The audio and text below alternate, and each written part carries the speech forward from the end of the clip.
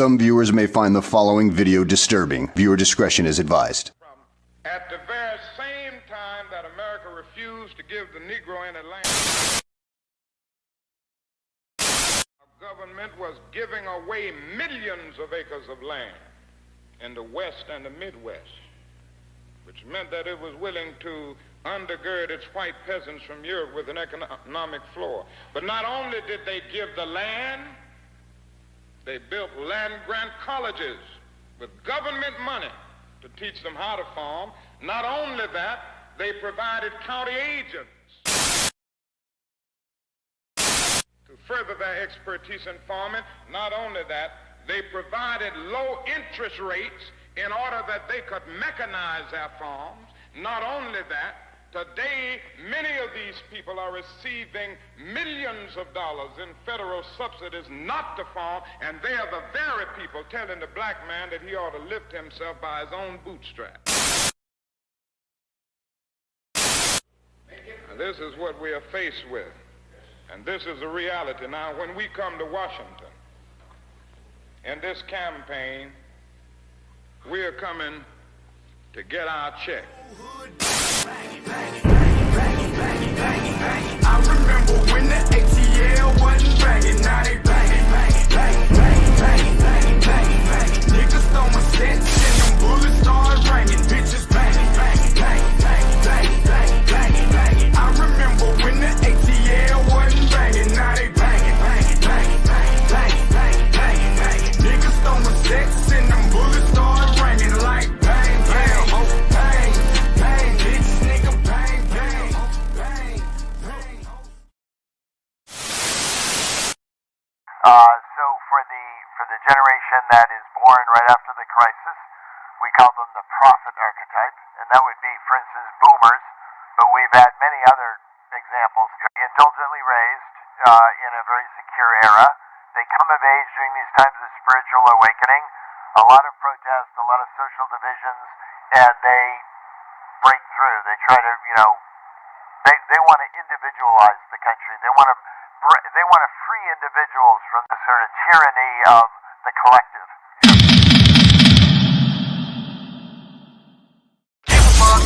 Give a fuck.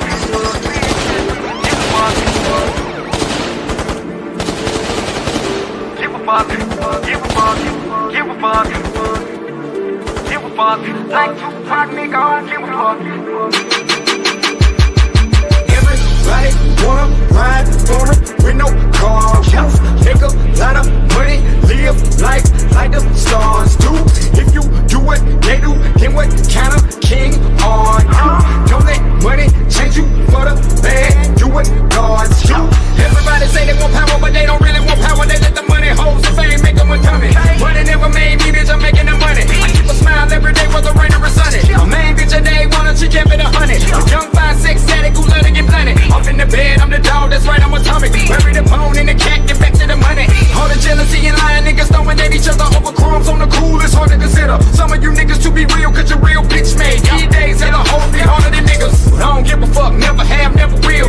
Real niggas really scared to tell it like it is. So many heartbreaks, hella blood, sweat, and tears over canine. This is how I feel, tell them I don't give a fuck. I don't give a fuck. Like Tupac, nigga, I don't give a fuck. Niggas hating on the low, I don't give a fuck. I'ma get more money, more, I don't give a fuck. I don't give a fuck. I don't give a fuck. Like Too Short, nigga, I don't give a fuck. You can fuck my bitch, I don't give a fuck. I can get another one, I'm rich and I don't give a fuck. Tell them I don't give a fuck. Beat it with the microphone, I'm a flame spitter. Was a peacemaker, now a menace like the cane, nigga. Haters and you homo thugs, fucking up the game, nigga. We were never in the same class, you a lame, nigga. I don't got time to be dissing a nigga who ain't worth a penny, cause mentally I'm too above for dissing the fake. On top of that, I'm a player, the player hating that's never been in my blood, nigga. That's ammunition for hate. If I call up the cavalry, it'll be a fatality. One phone call, they'll be minutes away. Better make peace with your creator, cause on the cool, I don't think you wanna perish a cent of the day. Money on the mind, vision on the prize. Look into my eyes, you will see the devil is a lie. Real warriors of God live eternally, and if you know the definition, baby, I will never die. Finally got the key of life. If you listen to my new shit, I got the blueprint to set the street afire. The majority of niggas in the game ain't fucking with the method of business that we apply. I don't give a fuck. I don't give a fuck. Like Tupac, nigga, I don't give a fuck. Niggas hating on the low, I don't give a fuck. I'ma get more money,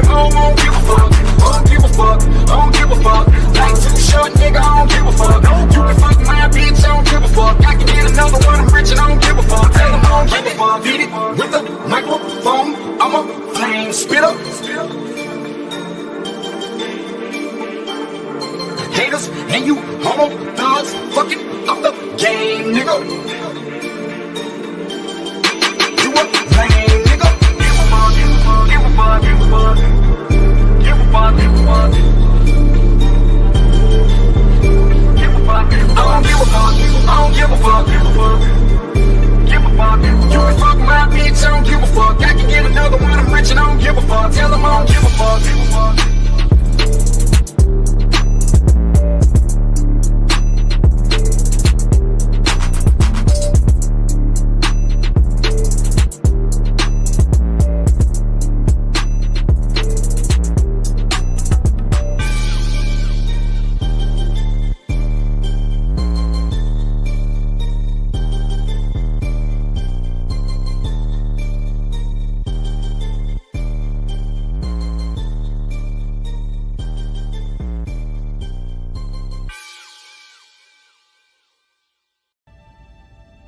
Red alert.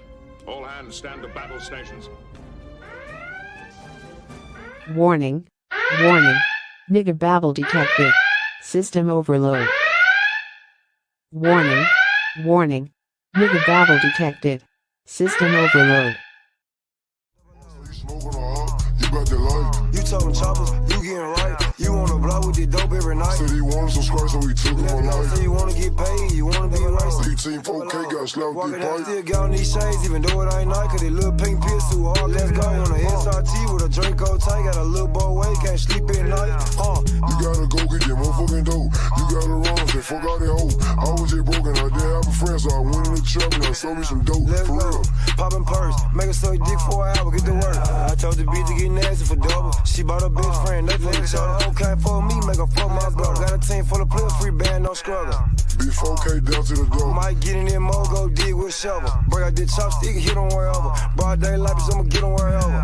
Let's go, double O walk on this bitch, but I like to talk on this bitch. Hold on. Purpose said walk on this bitch, the purpose said talk on this bitch. Hold on. I just be geeking out drugs, taking all kinds of shit. Bitch wanna fuck, she fine, you see all kind of bitch. Running through the design, don't care about shit. I can work one time, though. Crazy little man got shot, you slide, little boy, you a beast. 15 ball, one play on me. 15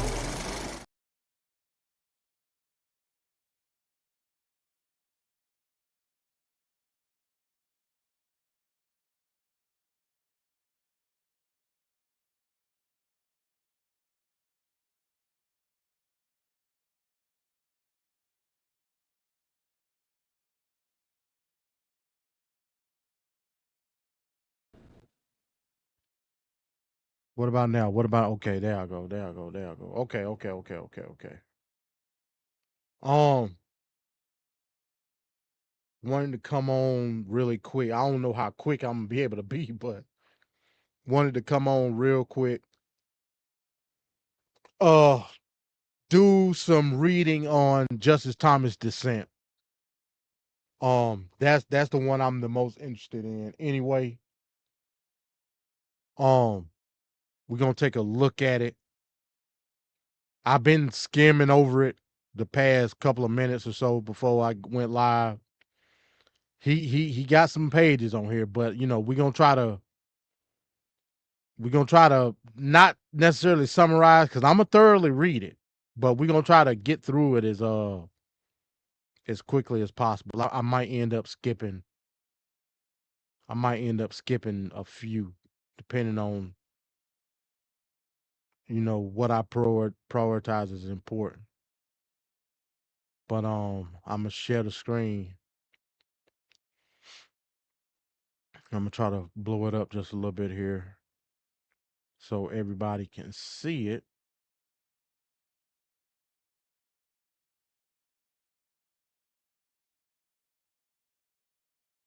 Let's see how that look on okay, that's good enough. It ain't like nobody go damn read it anyway.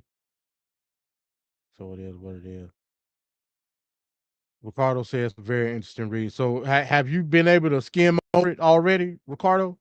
Because like I said, I'm going in it blind. I haven't had an opportunity to look at it at all. So, but we finna look at it now though. That's for damn sure. We finna look at it now, and I wanted to start here at Justice Clarence Thomas because I was very interested to see what he had to say about this. Y'all know how I feel about Justice Thomas. You know, say what you want about the man. You know, call him whatever coons and all that shit that you want. That's fine. You know, in a couple of these decisions that's been put forth, honestly, you know, going back even to Biden, I think he done dropped some gems that we could take lessons from. You know what I'm saying? Whether they be in our favor or not. I'm just talking about in the words themselves when it comes to his opinion. That's all I'm talking about. You know, leave all the other shit to what you will. That ain't. I'm not here to discuss, debate, or you know, confirm any of it. That's just what the fuck it is. We all individuals at the end of the day. I ain't scouring looking for, you know, confirmation bias and all that other shit. But let's get into it, man. Like I said, and I'm not gonna quote the citations. I really don't need to do that. I just want to read what he got to say. You know what I'm saying? And you know, this starts with Thomas's dissenting opinion, right? And for, you know, for the record, this case is Donald J. Trump, President of the United States, petitioners versus Barbara. You know, just for a reference on what the actual case was. But it says Justice Thomas, with whom Justice Gorsuch joins dissenting, this court's decision in Dred Scott v. Sanford would have permanently denied citizenship to blacks. I want y'all to remember every time black come up. Y'all know how I feel about black too, but we're going to get into that as we move along in the opinion. So starting over, this court, damn, I got distracted. This court's decision in Dred Scott versus Sanford would have permanently denied citizenship to blacks as a subordinate and inferior class after the Civil War. Okay, he stopped. Okay, it's because it's got all these damn citations in there. It's fucking me up. But after the Civil War, the Reconstruction Congress overruled Dred Scott. First with the Civil Rights Act of 1866, then with the Citizenship Clause of the 14th Amendment. Both the Civil Rights Act and the Citizenship Clause guaranteed citizenship to persons born and domiciled, keyword, in the United States regardless of their race. Neither guaranteed citizenship to persons who were not domiciled in the United States. Blacks were entitled to citizenship because they were Americans, point blank, period. Now that's a fact. They had no other homeland, owed no allegiance to any other foreign power, and were subject to no other authority. They fought and bled in the same battles, gained and glory in the same victories, and were liable to be called upon to defend America in time of war, alongside every other citizen. To life and writings of Frederick Douglass, that's a cite, the Citizenship Clause thus guaranteed them the dignity and glory of American citizenship, so as to ensure that they would never be treated as second class under the law. Then he cite Plessy versus Ferguson and the dissenting opinion in Plessy versus Ferguson with Justice Harlan, who later resigned in the court. The same could not be said for the children of foreign temporary visitors.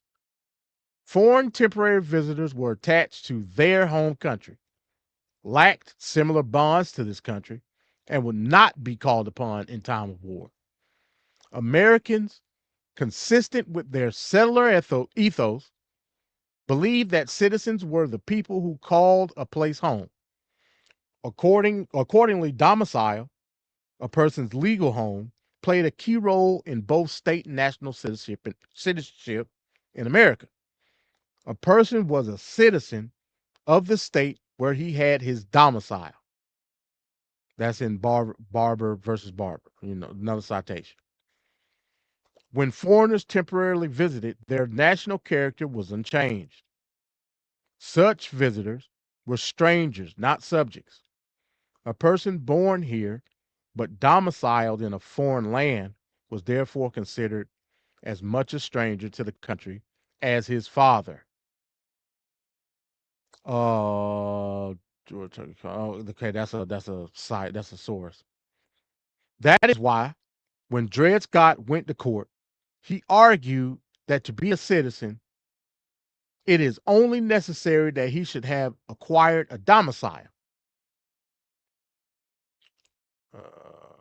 Where's the source? After this court held that Scott was not a citizen because he was black, Republicans in Congress, such as Representative John Bingham, stated that a person was a citizen if he was born and domiciled in the United States.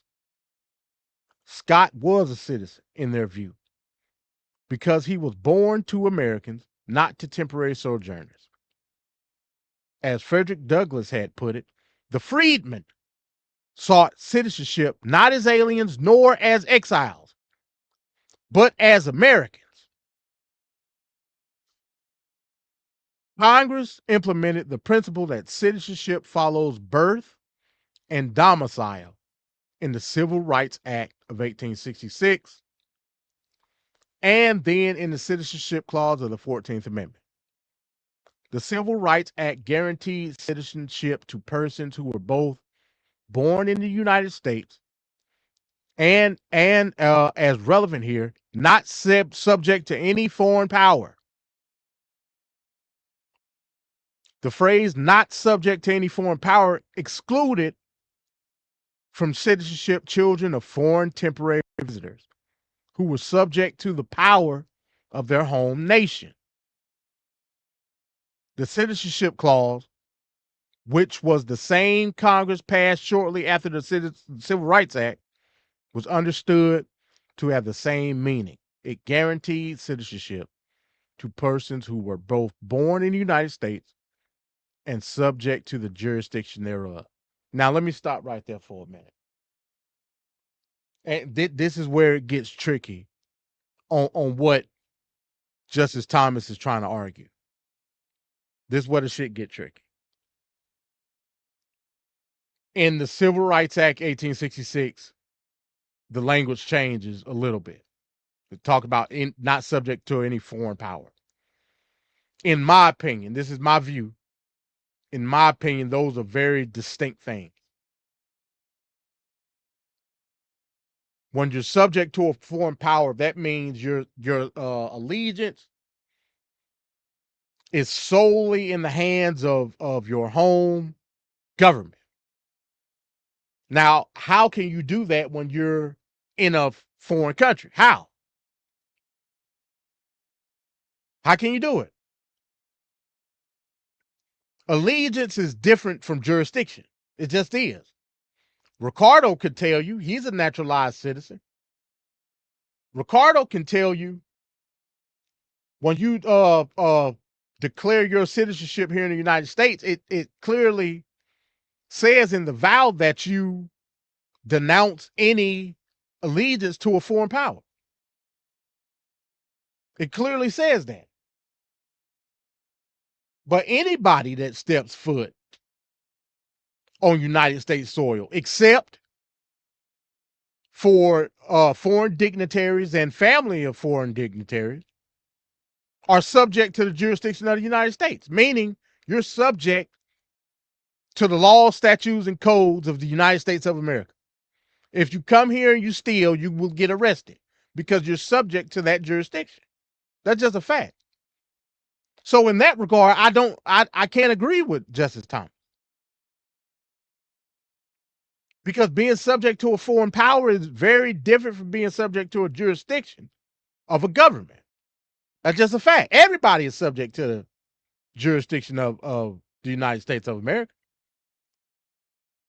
whether you're legal or not. You break a law,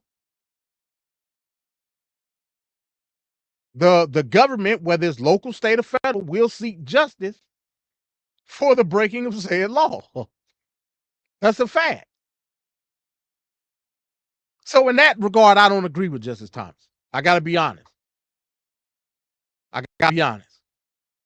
But let's continue. And he's going to explain it, looks like, in the next paragraph. A person was subject to the jurisdiction of the government of his domicile. Domicile was the foundation of jurisdiction over persons. Again, he uses source Law and Nations, 1861.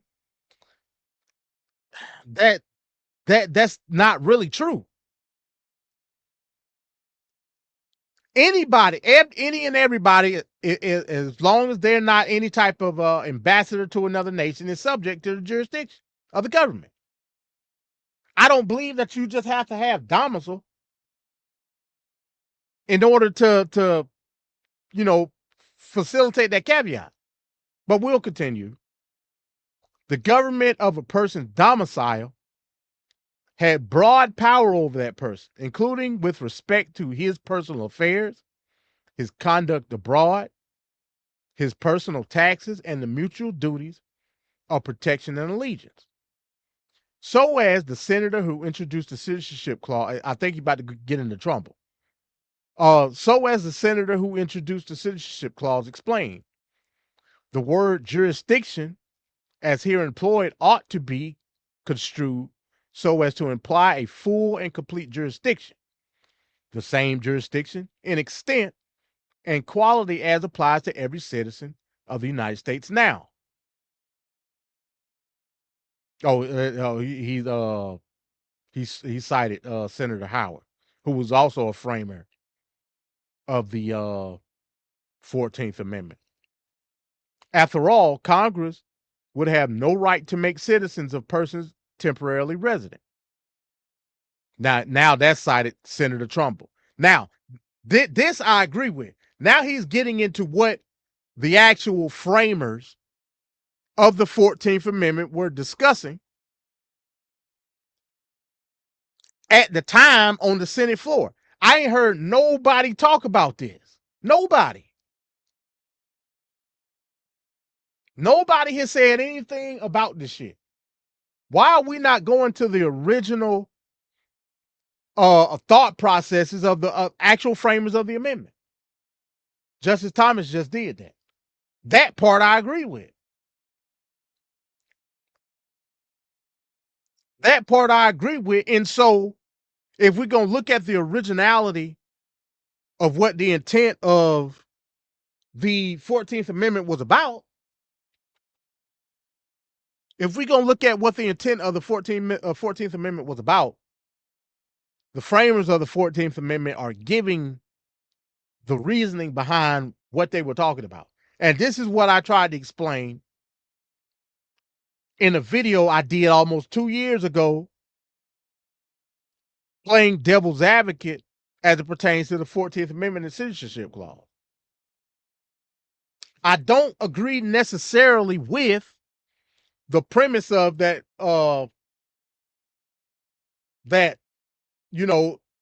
foreign power and jurisdiction are synonymous. I don't agree with that aspect. And based on what Thomas just cited with Senator Howard and Senator Trumbull, I don't think that they make that distinction. I understand that they see similarities as far as domicile and being born in the United States. I'm not disputing that.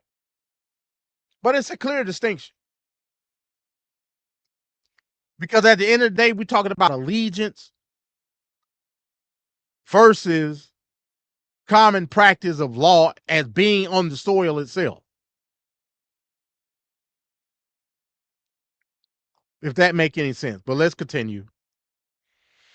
The Citizenship Clause was consistently interpreted not to apply to the children of foreign temporary visitors, who were by definition not domiciled in the United States. Regardless of administration or party, the federal government for decades after ratification regularly denied claims to citizenship by children who were born in the United States, not domiciled here. When a child was born in the United States to parents domiciled abroad, He was not, therefore, under the statute and the the Constitution a citizen in the United States by birth. Then he cites a letter. Scholars agree a child born with within the territory of the United States of alien parents was not a citizen unless his parents were permanently domiciled within the United States. Now that's important, and that's the foundation of Thomas's argument here,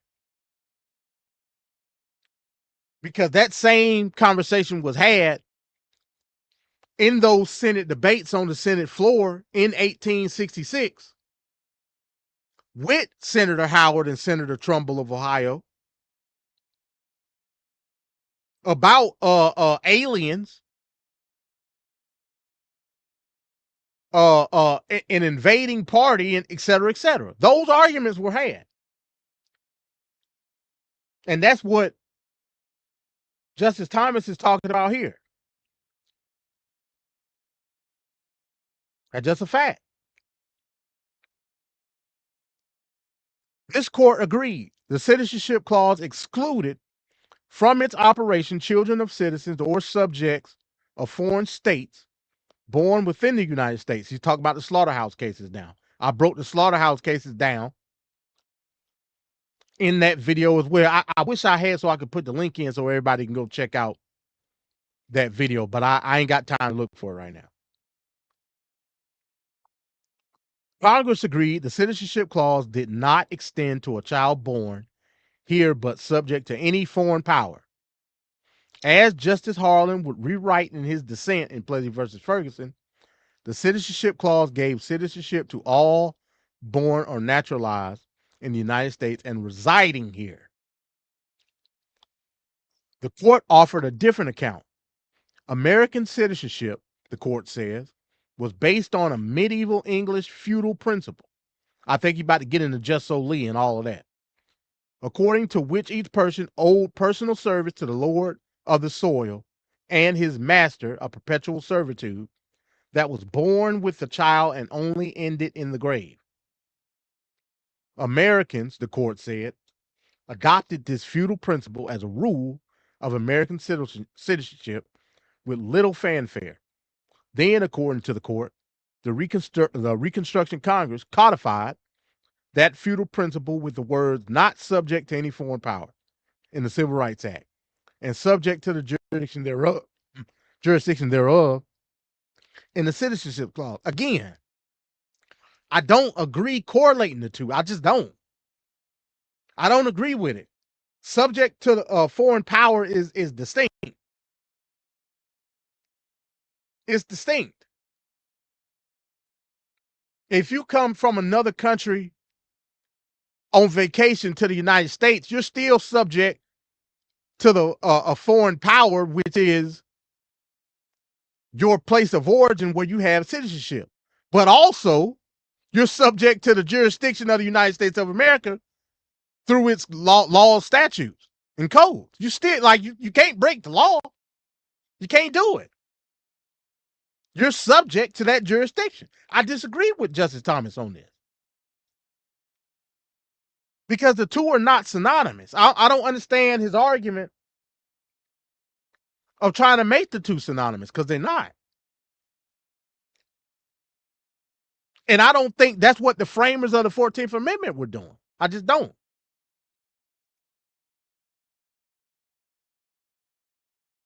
Subject to a foreign power is distinct. Subject to the jurisdiction thereof is distinct. You cannot break the law in this country if you're coming from somewhere else. I don't know, like where that's coming from. What makes a person subject to the jurisdiction? It's as simple as that. You know, first we have to break down what those two distinctions are before we can move forward another step. That's just a fact. If I go to another country and I break the law and I get caught breaking said law, I'm going to be held accountable from the jurisdiction of where the fuck I'm at. I got the hiccup. Let me get a drink of water real quick.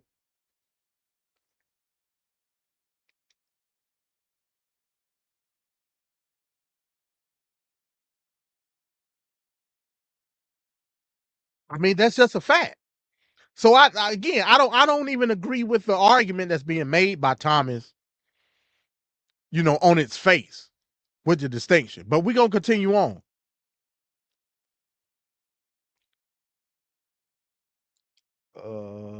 Then the court says the clause's meaning was definitively settled by dicta in United States versus Juan King Martin. And that's my fucking problem right there. It was so much emphasis put on the Juan Kim Art case of 1898 that we lost sight of the intent on what was trying to get pushed forward by the executive order with Trump, because Trump is a dumbass at the end of the day. If he would have appointed me, I would have put forth more of a compelling argument than the Solicitor General did in oral arguments. I'm not a fucking lawyer. I'm not a lawyer. John Sauer, I believe his name is. They put so much emphasis on the Juan Kim Art case. The reason why I believe they did it, because they understood Juan Kim Art was going to be the precedent in the case broadly, overall. But you shouldn't have been fighting Juan Kim Art. Hell, in my opinion, you shouldn't have been fighting birthright citizenship at all. Because we're not talking about constitutionality here. We're talking about legality. What the fuck is legal and what's not? Not what's constitutional and what's not. Like I said earlier in my live, you actually could have used the citizenship clause to your advantage by simply saying, hey, look, yes, everybody is subject to the jurisdiction of the United States of America. Being part of that jurisdiction is meaning you can't break the law. Being an illegal alien in this country clearly breaks the law. But it wasn't argued that way. Sauer continued to push and push and push a difference between illegal aliens and temporary protective status versus domicile with Juan Kim Martin. He should have never did that because he put a spotlight on this case. But let me continue. With due respect, the court's account is not historically accurate. The court says that the citizenship clause incorporated the English feudal principle that subjects owed lifetime servitude to the king who owned the soil on which they were born. But Americans, unsurprisingly, rejected this feudal principle. The court's theory of American citizenship is based on the opinion of a New York assistant vice chancellor in an inheritance dispute called Lynch versus Clark. But the assistant vice chancellor's reasoning, whatever it was worth, was not even followed in New York by the time of the citizenship clause. Finally, the court reasons that dicta in Juan Kim Art settled the meaning, dicta meaning basically precedent. And Juan Kim Art settled the meaning of the clause. But Juan Kim Art itself emphasized that its holding was limited to persons domiciled. And that's what I'm talking about. He's making a good point, because for people that are not familiar with the Juan Kim Art case, Juan Kim Art's parents were legally domiciled in California. They weren't breaking the law at all. So if we go to the introduction of what Clarence Thomas was talking about, yes, he makes a clear distinction with the case in and of itself. Juan Kim Art's parents were legally domiciled in, I believe, of San Francisco legally domiciled in the United States. Juan Kim Art was born in San Francisco. He left to go to China to go visit family or whatever the fuck he was doing, came back. And when he got to the dock, they told him, hey, look, man, you can't come in here. You're not a United States citizen. Remember the time, we talking about 1898. There was no immigration law at that time. He was denied entry. Juan Kim Mark said, hey, look, man, I was born up the street. I was born in California. I'm a U.S. citizen. He brought the case before the Supreme Court, and the Supreme Court, in fact, cited the Citizenship Clause of the 14th Amendment, saying that, yes, he was born here and he is domiciled, his parents, legally, in the United States. Therefore, he is a United States citizen. No question about that. No question at all. But it's based on legality. It's not based on what y'all perceive the letter of the law is. The letter of the law is the letter of the law. It's clear. Any person born or naturalized and subject to the jurisdiction thereof are therefore United States citizens. Paraphrase. It's quite clear what it says. But what about legality? Nobody's bringing that up, and I don't understand why.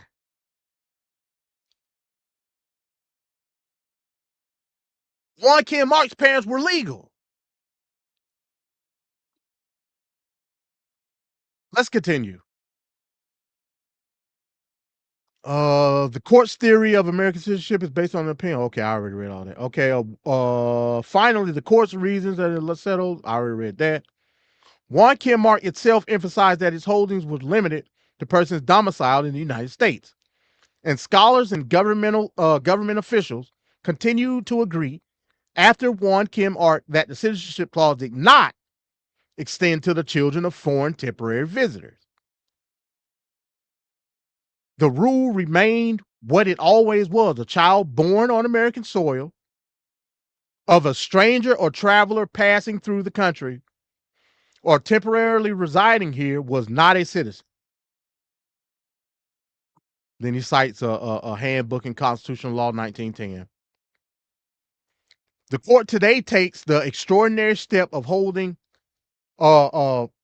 facially unconstitutional the president's order excluding from citizenship the children of foreign temporary visitors and illegal aliens.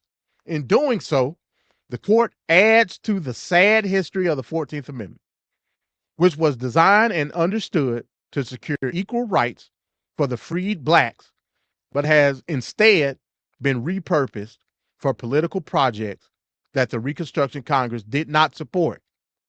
But many potential applications of the president's order are consistent with the original public meaning of the Citizenship Clause. I respectfully dissent.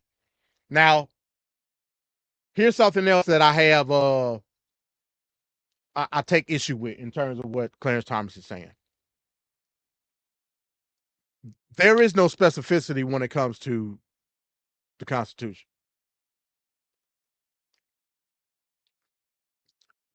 The only time where you had specificity is where like you were like pretty much forced to have specificity.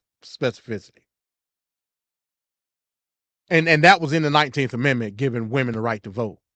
Like it wasn't really and hell, to be honest with you, I don't even agree with that. I agree the language should have been different.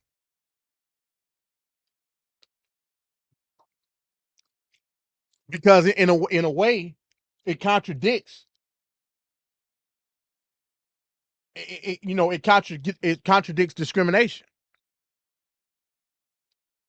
But tomato, tomato. You know what I'm saying?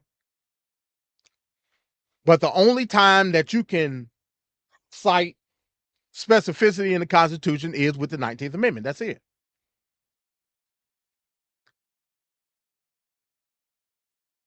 So, for him to say that the 14th Amendment, the Citizenship Clause of the 14th Amendment were specifically for American freedmen. I mean, yes and no. You know what I'm saying? Yes, it was framed because of a cause. The cause being solidifying citizenship for the newly freed or emancipated. Yeah, of course. But the effects are to never see an atrocity happen like that again. That's why it says any person. But there are caveats to it. It's stipulations. Any person born in the United States and subject to the jurisdiction thereof are citizens of the United States. What does that mean?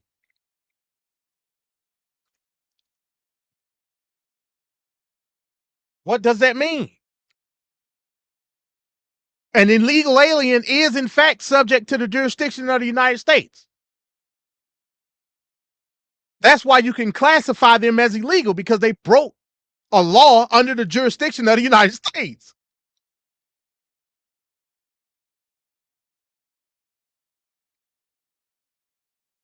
I mean, it can't get no simpler than that. It just can't. Juan Kim Art's family did not break a law, nor did Juan Kim Art. Per the Citizenship Clause of the 14th Amendment, they were permanently domiciled in the United States. They weren't going nowhere. I mean, it's as clear as that. The paperwork was in order in Juan Kim Art's case. It was open and shut.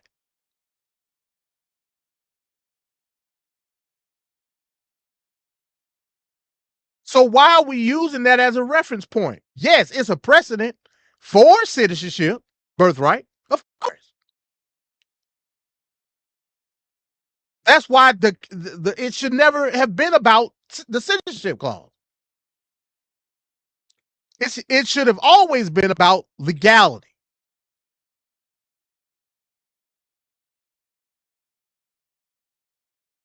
If your status is TPS in the United States, the T is the most important part, temporary. Meaning your citizenship is in lingo until further litigation. I blame the system itself. But again, Trump is a dumbass. He wants to inject his base with quick-acting drugs and not have a solution. That's why this whole shit happened.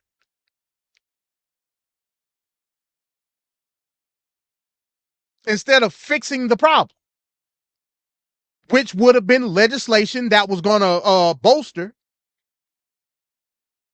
border security and immigration as a whole, meaning more immigration judges,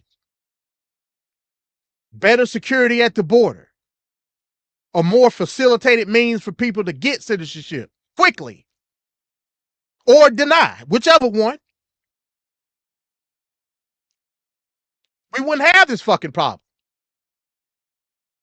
Biden tried to do it, even though late. At least he tried to do it. But because Trump knew he was going to lose cool points if that legislation passed, he got the dumbasses in the House to let the bill die on the floor. Do y'all see where I'm going? Do you see where I'm going?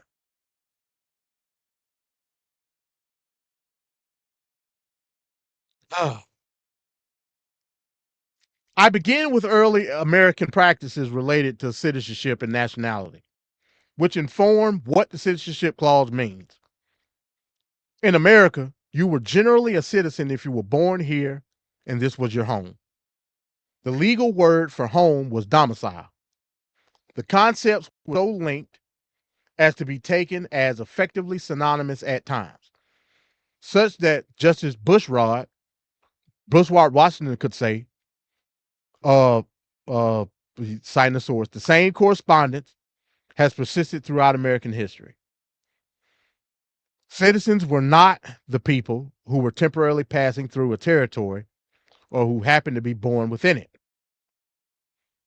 Citizens were the permanent members of the body politique, the people whose roots were in a place, who called that place home, and who would, if necessary, go to war for that place. The law of both state and national citizenship reflected this principle.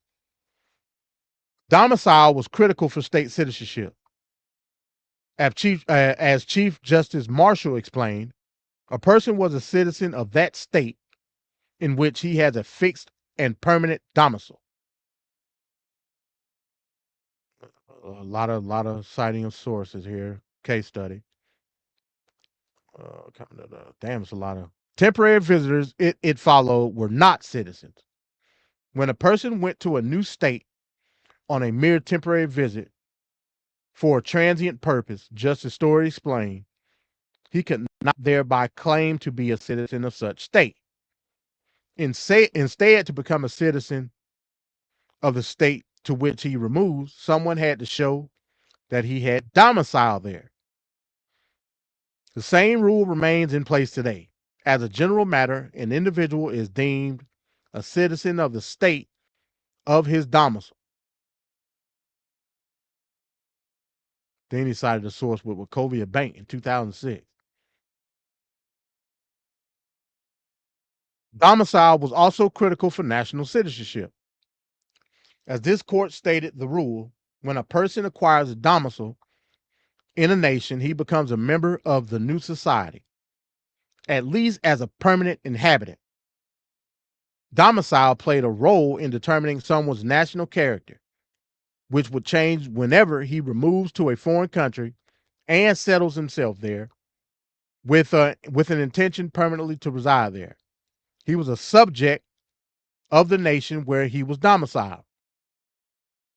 He followed the character of that country in war as well as in peace. All that is thus the view of the executive branch was that when a person acquires an American domicile, the law enjoins upon other nations to respect him in regard to protection as an American citizen.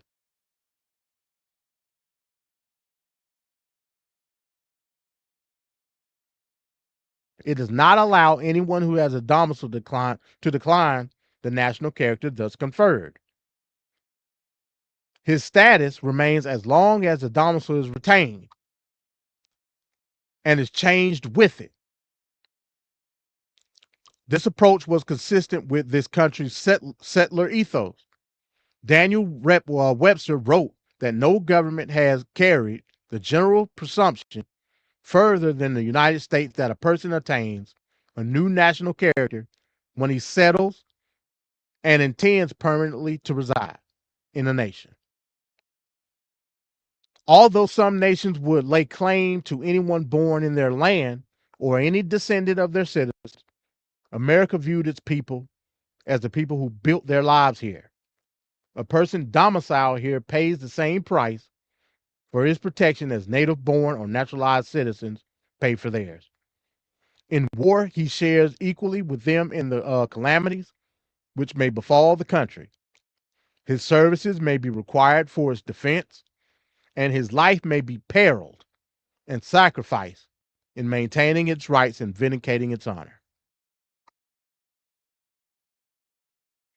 The United States thus did not claim as a citizen every child born on its soil. Instead, pursuant to the principle that children follow their parents' domicile, that's important, a child was a citizen of the place where his parents were domiciled. A child born of foreign parents is not, on principles of natural reason, necessarily to be considered as a citizen of the country where he was born. If he was born in the country, but both his parents were strangers not designing a permanent change of country, then he was as much a stranger to the country as his father. The rule was that when a subject is traveling or sojourning abroad, he continues under the protection of his home nation. So his children are an exception to the rule, which makes the place of birth the test of citizenship. Then he cites another source. This is 1860. Where is the all of that is the source. And even in this source, check this out. He's citing a definition in one of these cases. It's either the Ludlam or it's the Hardy de Leon. A child born on American soil to parents domiciled in the then Republic of Texas was a citizen of Texas. That's a fact. Citizenship requires domicile and excludes children of transient aliens. Like, this stuff is important. This stuff is important.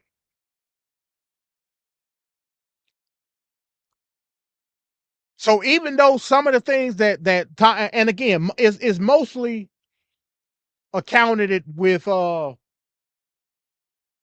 correlation between subject to the jurisdiction and subject to a foreign power. I don't believe those two coexist. I just don't. I just don't.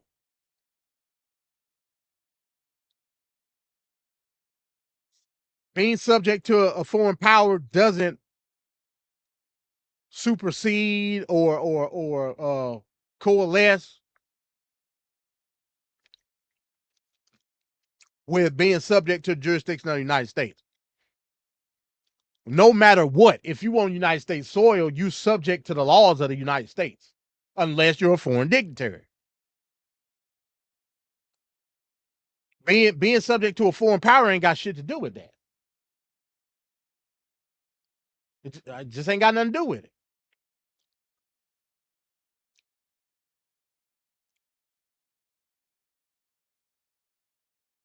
So in that regard, I disagree with Clarence Thomas. But everything else that he's been saying thus far is spot on. In Justice Thomas' dissent, he's basically talking legality. That's basically what he's talking about. And I agree with it 100%. But the argument from Solicitor General Sauer didn't put emphasis on legality. It put emphasis on constitutionality. And you should never put emphasis on interpretation of the Constitution. That's foolish. The Constitution say what it say, buddy. It say what it say.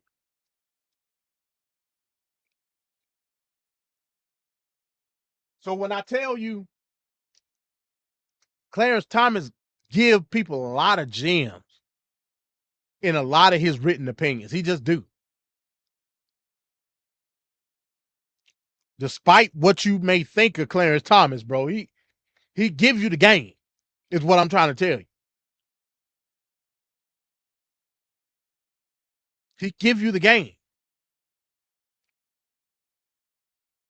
Solicitor General Sauer's points should have been hitting the notes of the actual framers of the 14th Amendment.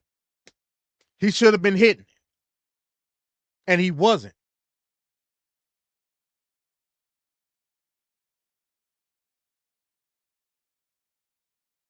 He just wasn't.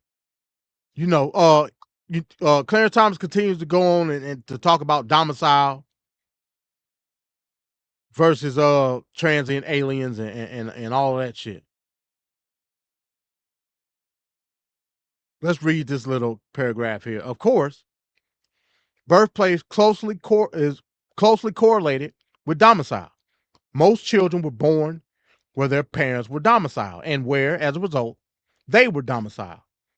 The correlation was especially strong in the early 19th century, when crossing an ocean for a temporary visit was an unappealing prospect for pregnant women, because birthplace was often a heuristic for domicile. It could be generally stated that children were citizens of their place of birth.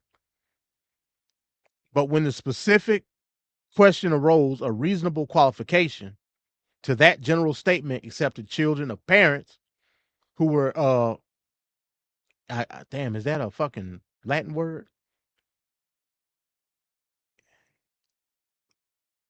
Initiatir in the country? Initiary? I don't fucking know. Or abiding there for temporary purpose. The law of domicile is essential to understanding the citizenship provisions of the Civil Rights Act and the 14th Amendment. So I briefly explain the relevant parts of the law of domicile here. Then he gets into like some technical shit about domicile. So it looks like his overall premise in his dissent is putting an emphasis on domicile. You know what I'm saying? That's what it's doing.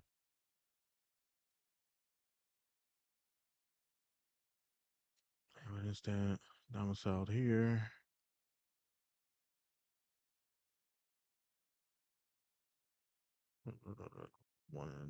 Only one. Yeah, he's talking. Yeah, it looked like his premise talking about domicile, which I don't really want to like get into.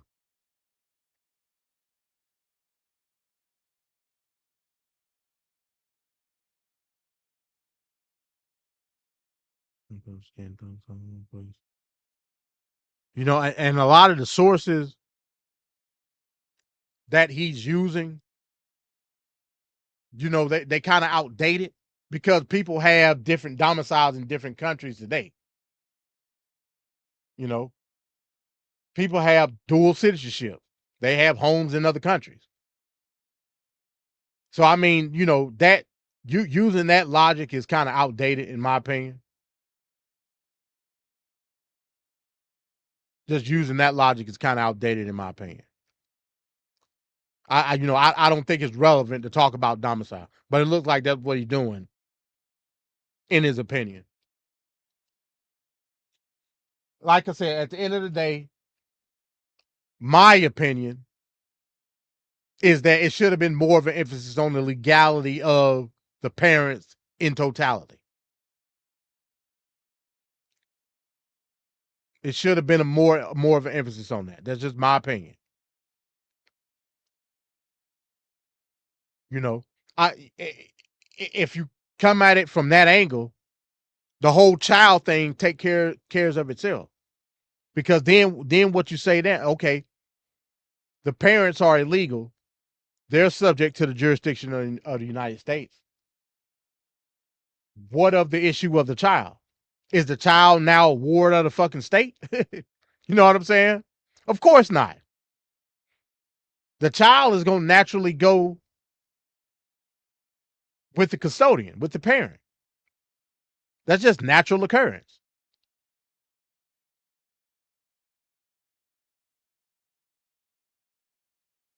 So it's almost as if we're making exceptions because of the 14th Amendment dealing with the child. So is it right now?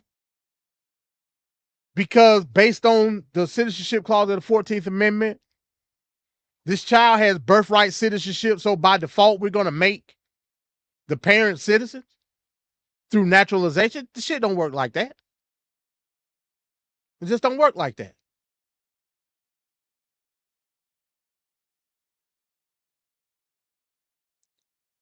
And if that's the case, then we got a whole nother can of worms, because now you got a whole bunch of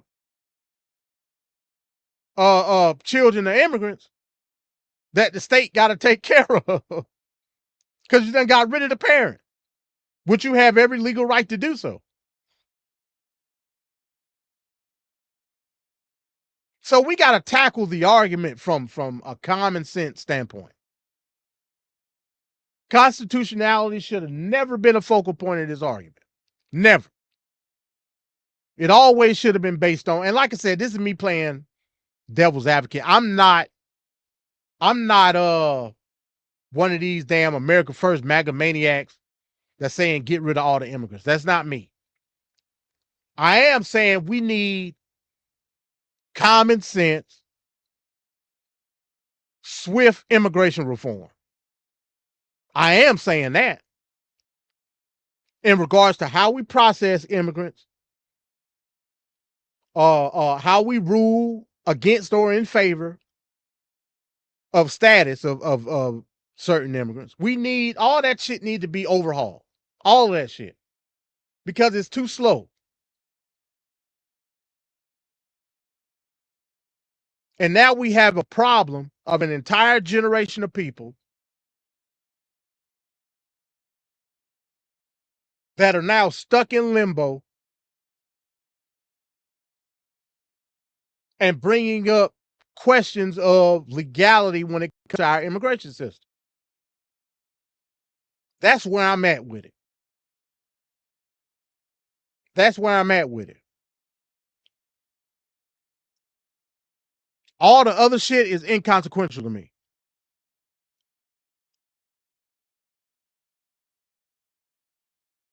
It's just inconsequential.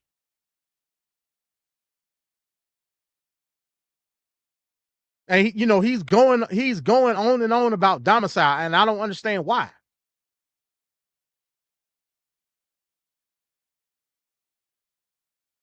I don't think that's the important part of the discussion.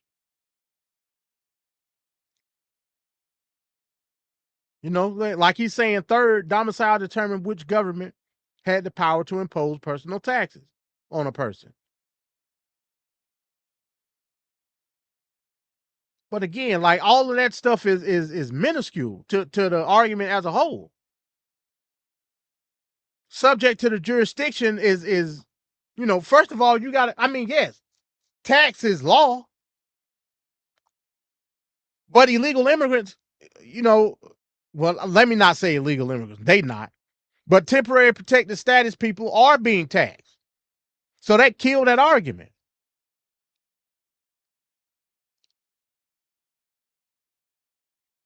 It killed that argument. And the whole thing about people that's under TPS, I don't even agree with that shit as a whole.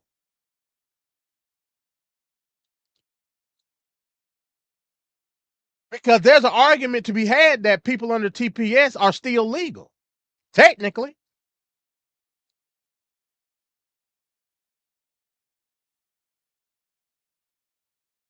Technically they are. But you under a status of being in limbo. And you shouldn't have to be in that status for very long. You shouldn't have to be.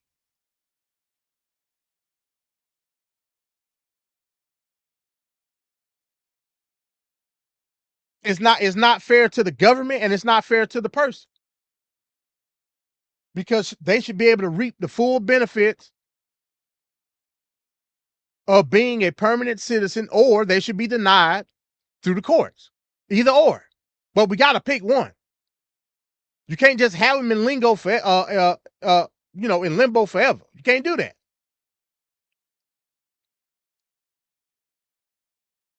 Because like I said, the Haitians in Ohio that's under temporary protective status, they got jobs. They get taxed,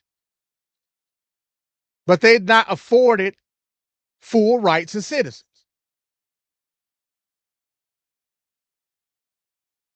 That's not fair to the populace of Springfield, Ohio, when it comes to numbers and census and voting.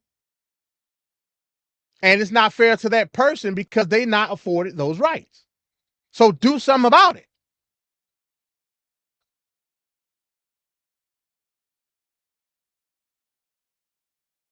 Either put forth judges that can do swift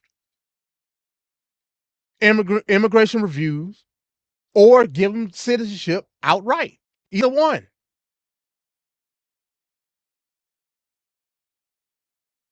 We're going toward the end of year 2 of Trump. Like, do something. Executive orders ain't it. People think executive orders are it, are dumbasses.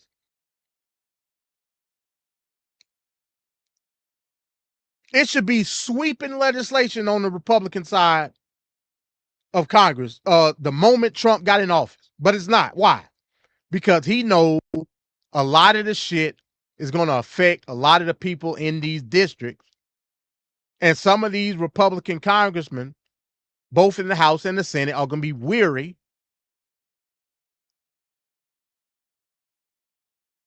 of passing laws that's going to negatively affect their districts and their state. That's why. That's why. They don't got the votes, just like John Thune fucking said.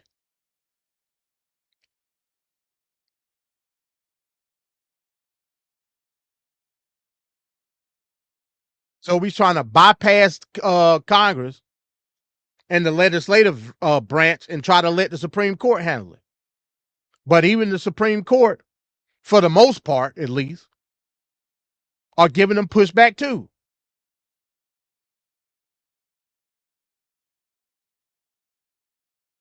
Because he or nobody in his administration is smart enough to come up with a concrete plan. That's why he should have appointed the political prophet amongst men. And maybe he would get some shit done. And I'm not even with the MAGA maniac shit. But at least I'm willing to advance the country forward. I don't care which president in office.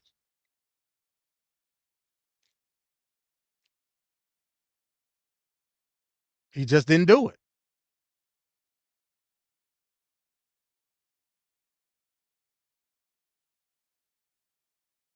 If he would have appointed me as Solicitor General, I wouldn't have went before the Supreme Court without an ironclad argument in the for the position of the federal government. I wouldn't have did it. Nor would I have challenged the citizenship clause because it's unchallengeable. The letter of the law is ironclad.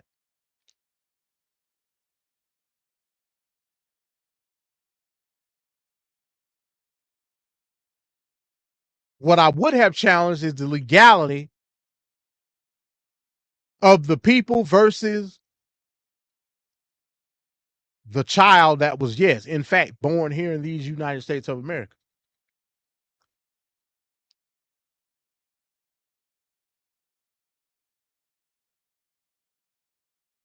Are the protections of the child tied to the protections of the parents? You got to ask yourself that question as well. Plenty case study, plenty sources you could cite on that subject as well.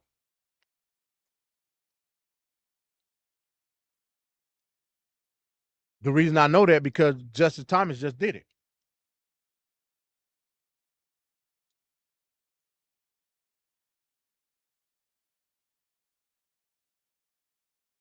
And again, I don't even agree with the emphasis on domicile. That ain't got shit to do with it. Everybody, and I'm gonna keep saying it so I can hammer it into y'all head. Everybody that steps foot on these United States soil is subject to the jurisdiction thereof.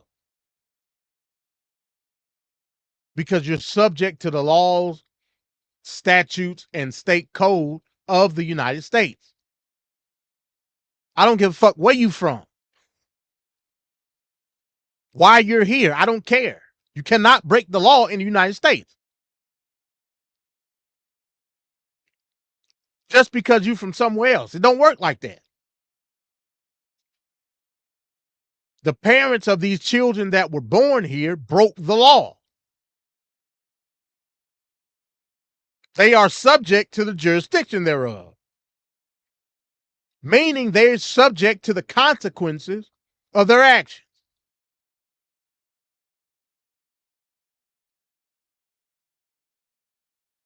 One of those consequences are, and not limited to, deportation.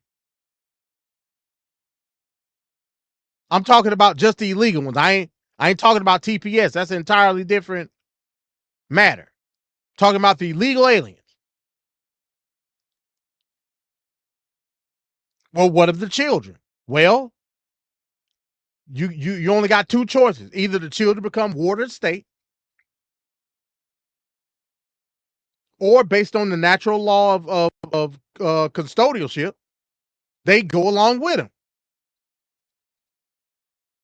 I'm not taking birthright citizenship away from those children. The letter of the law is the letter of the law. If we're going to use precedent on Warren Kill Mark, everybody else fucking did it. Precedent is important.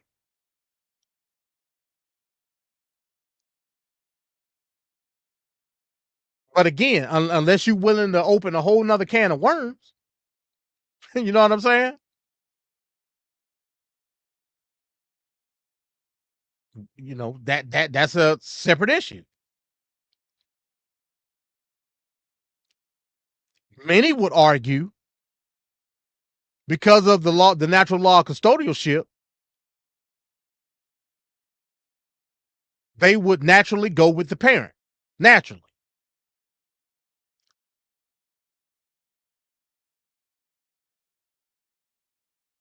But that's a whole nother argument to be had. This case should have never been brought before the court. Never. Not in this capacity. It shouldn't have. I've been saying this since the executive order came down on the very first day Trump was inaugurated.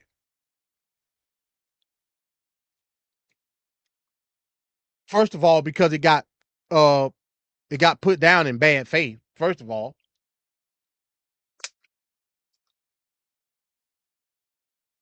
Second of all, it just didn't make sense. Didn't make sense. It's MAGA maniac shit. That's all it is.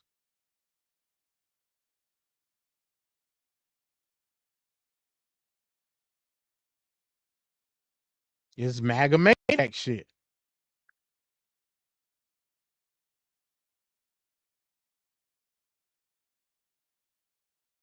And it's as simple as that.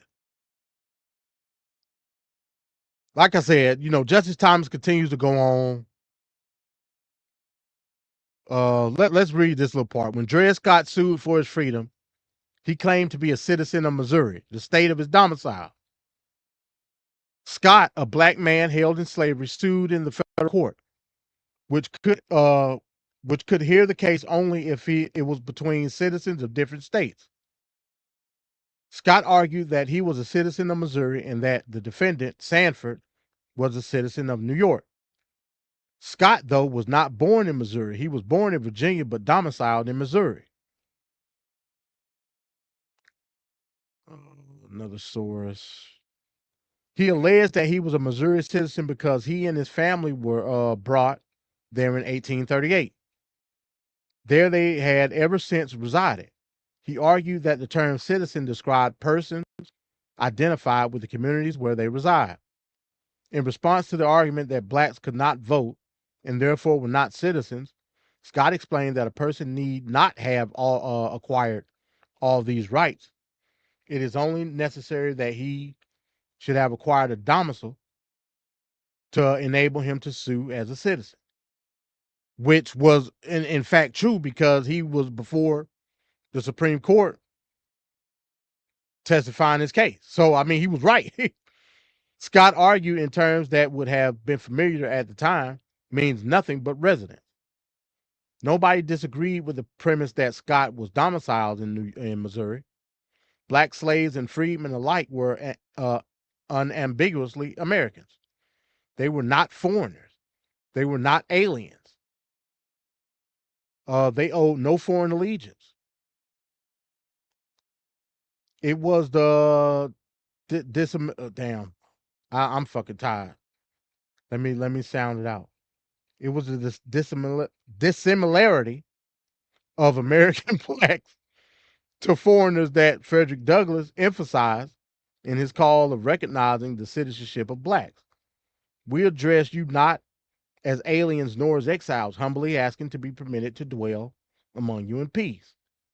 Instead, we are Americans. So speaking the same language and being of the same religion, worshiping the same God, owing our redemption to the same Savior, and learning our duties from the same Bible. Douglas reasoned. We shall not be treated as barbarians. American blacks were liable to perform all duties and support all obligations of citizens who were domiciled in the United States. Again, so like I said, it's a running thing on what Clarence Thomas is prefacing here. He's making the argument of domicile is the most important thing.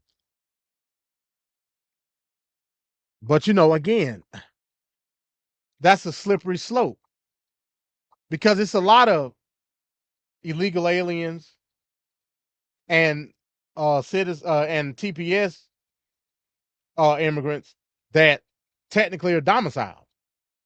They live in places, they pay taxes. They ain't living outside. They just ain't, you know what I'm saying?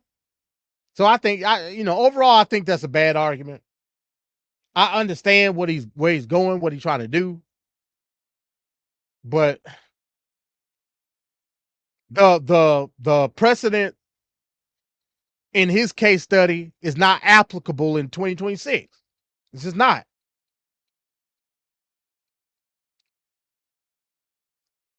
It's just not.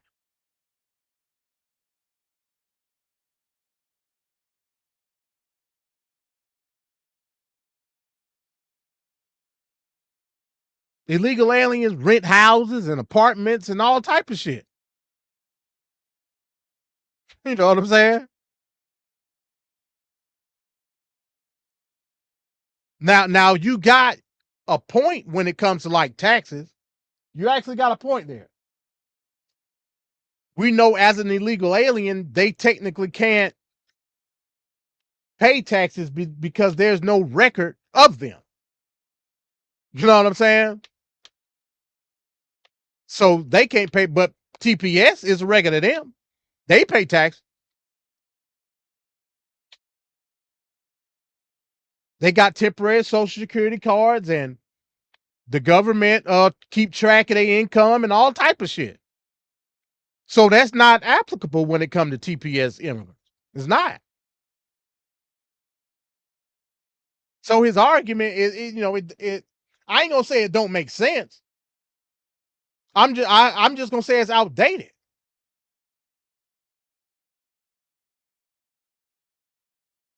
It's outdated.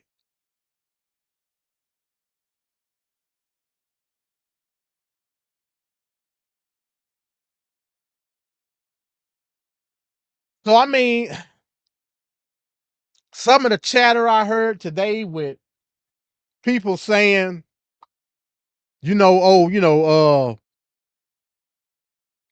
Justice Thomas was fighting for I'm gonna say it because they said the FBA. I mean, I don't see that.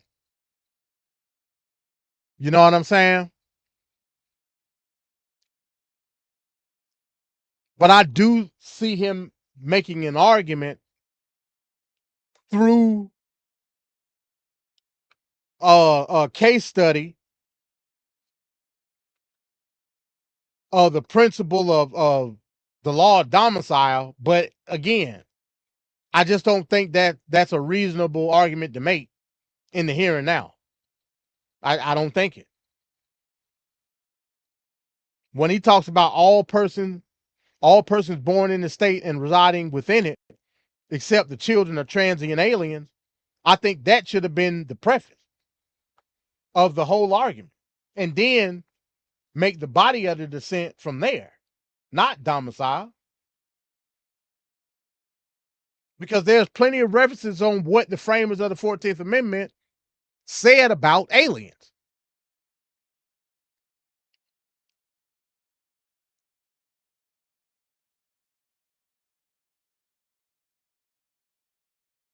Plenty of reference. And then you follow that up with the citizenship clause saying, hey, look,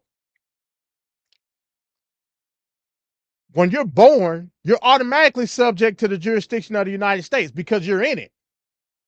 The parents are also in the United States, meaning they're subject to the jurisdiction of the laws of the United States. They're currently breaking said law within the jurisdiction of the United States.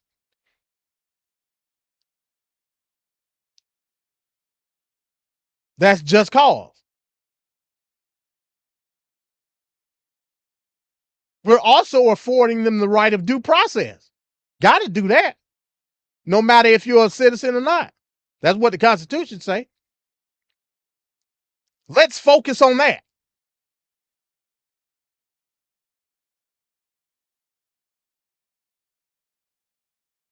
Let's focus on that.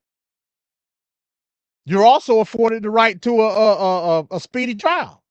Let's focus on that.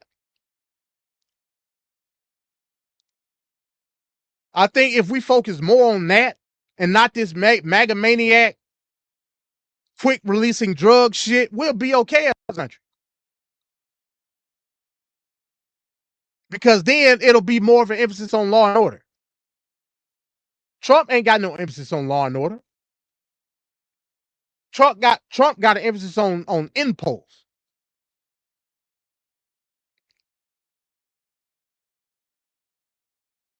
It giving you dumbasses a quick fix. Because you no longer care about the laws and principles of this country. I told you, there's no difference between a lefty loony and a MAGA maniac. The lines have been blurred, folks. They've been blurred.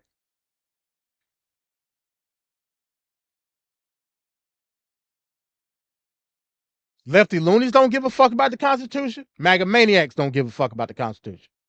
None of them. I hate to see a person like Clarence Thomas placate to that shit.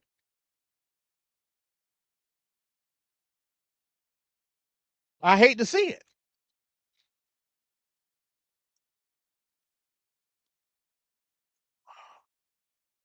But in this moment, it is what it is. But with that being said, hey man, I'm dog shit tired. It's about to be 12 o'clock. I just wanted to come on and, like I said, give a quick synopsis on what I thought about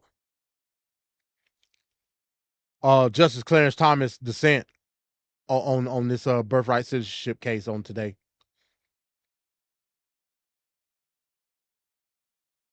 But yeah, man, it and like I said, razor thin margins, 5-4. 5-4.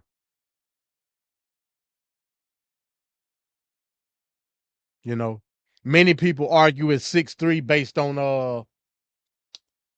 based on Kavanaugh's opinion. You know what I'm saying?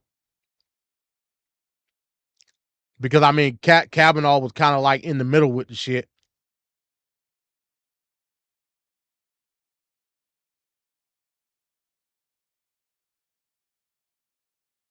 So that's where we at, man. Let me go and get up out of here. I found out what was wrong. So yeah, my fuse was blowing. I bought some more fuses.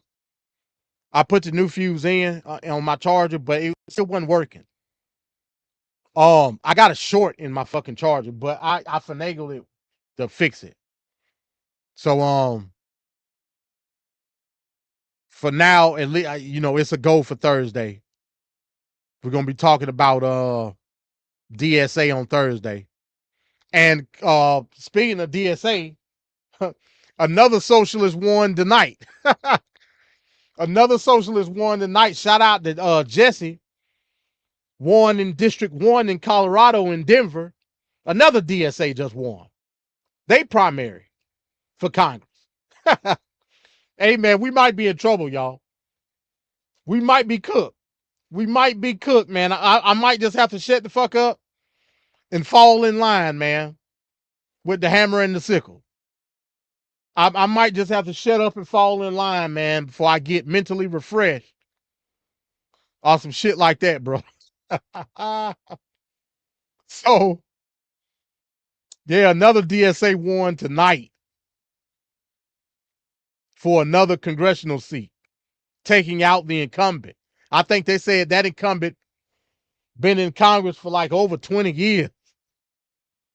I'm like, oh man, we fucked. And when I say we, I'm talking about the moderates. You know what I'm saying? I ain't calling myself a Democrat. I ain't calling myself a Republican either, but I'm, for the sake of the time that we live in right now, I am moderate. I just got to face fact. I'm moderate. I'm moderate as hell, you know? So, yeah, man, we might be fucked up, y'all. We might be fucked up. Ain't nothing getting passed in Congress next session. Nothing.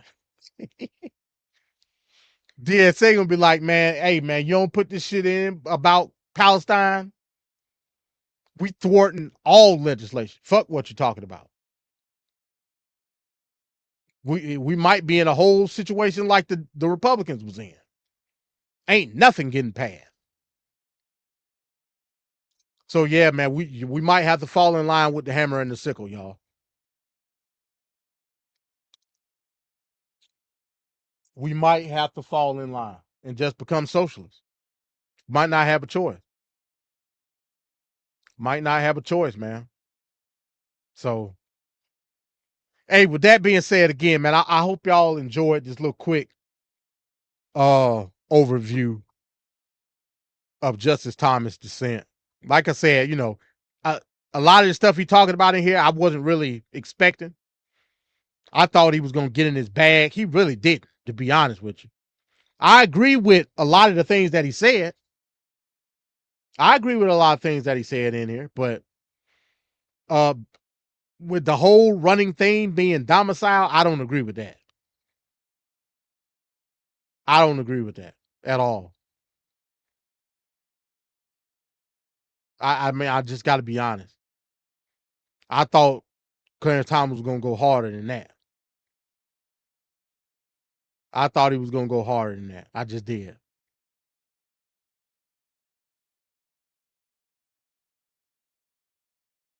I'm sitting here skimming through it. Yeah, I mean, like I said, the running theme is domicile. You just said it again. The running theme is domicile, and I just don't agree with that. That shouldn't be the running theme. Yeah, the lefty loonies here to stay, Ricardo. They here to stay, bro. I gotta accept it. I gotta accept it, man. I ain't got a choice. I ain't got a choice, man. But yeah, let me get up out of here, man, so I can get myself together before I go to sleep. I'll see y'all Thursday, man. If anything pop up tomorrow, I may talk about it, man. I gotta see what the talking heads are going. They probably gonna be discussing this race in Colorado tomorrow. So I may pop up with a live tomorrow. But yeah, Vancat gonna have a field day with me on Thursday, man. He gonna have a field day with me, man. But hey, we'll work it out. We'll work it out. Hey, with that, I say peace, y'all.